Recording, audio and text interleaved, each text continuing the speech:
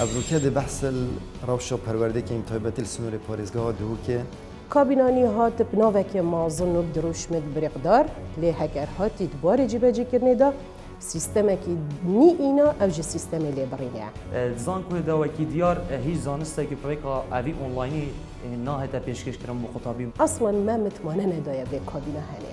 حکومت افریقا گیج که فرمان برات کردن. اگر بیتن لگنزیم بون آمدش بر ویشه چند ام لگنزیم بین دمیت رگ نابین آمنو حواله من دابیتن.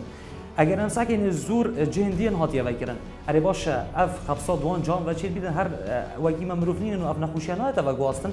زان کوید اهلی دام هی هیچ مشکلی نیست. چه صحبت کرونا جدیه و ام چون میدانیان جی مچر ریکارت خوب پاراستنا کرونا جی نفق طبیعت داره دیگه.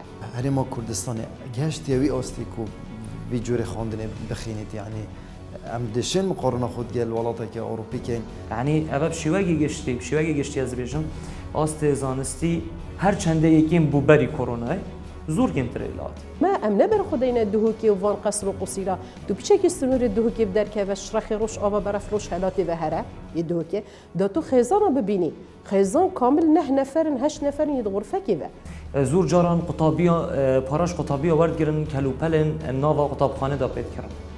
اری باشه که او بودجه او ترخان که بو پروردل چه مصرف کن اگر هر قطابی قطابخانه نیجن کر پنجره کاوی چه کر یانج درگاه کاوی چه کر پاره دی کنه. افوره بیجه هجی بشکه اش قربانی ده حکومت. پنج موچا ساله که داده بلی بریم و بگیره خیزانش نافچ بود.